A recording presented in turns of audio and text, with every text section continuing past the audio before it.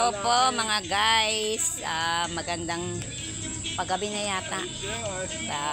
Ano yan? Ito yung aking kumpare. Alam niyo bang ito yung promotor? Ito, ay buhay pa pala.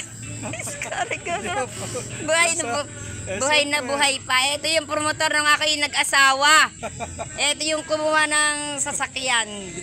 Grabe. Ito yung mga namuwer sa akin. Isa to.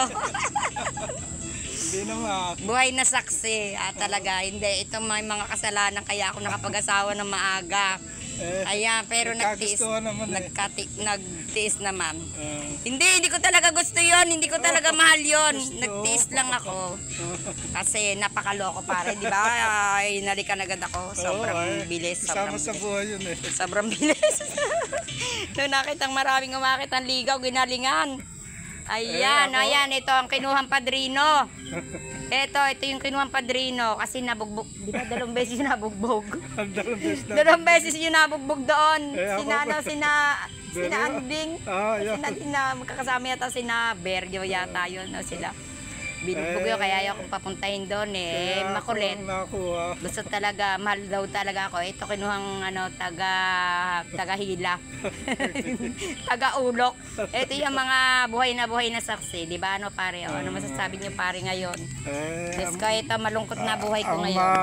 Ang masasabi ko lamang sa ngayon eh si pare naman eh kung siya man ay nasa kabilang buhay na alam kong nasa maayos naman siya na sila.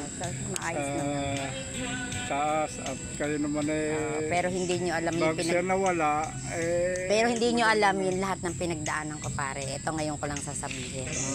Nung nabubuhay yan, okay naman pag hindi nakainom. Sobrang daming, alam nyo siguro sobrang dami naging babae. Dami kong nailuha.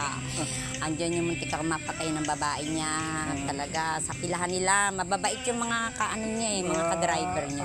Magagaling. Tapos masama pag may babae pala pare at tapos may inom. Sa ulo tumama, masama ang ano ng alak. Kaya malimit noon dati nasasaktan ako pare.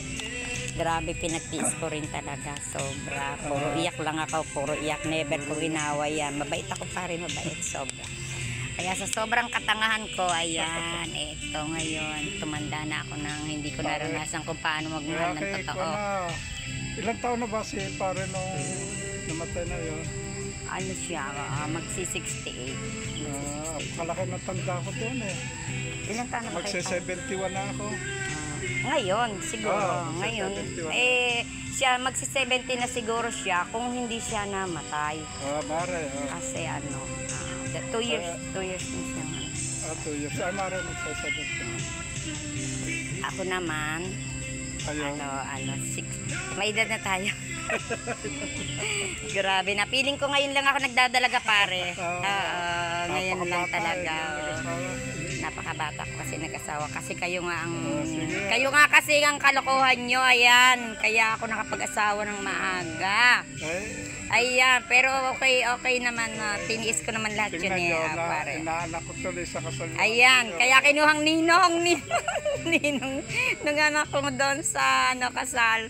Kasi nga siya yung dahilan kaya kami naging mag-asawa. Yan talaga yung yan talaga yung totoong story ng buhay namin, 'di ba? Pare. Tunay na tunay dinala sa bundok. Kumuha ng wala pa ng tricycle, 'di ba? Wala pa mga sasakyan nung araw kundi si Kakang Karyo. Tsaka yung mga kale-kalesa pa lang nun. Yun ang kinuha nito. Ito magaling kong kumpare na to. Sobra. Ayan, tuloy tayo ngayon. Ayan.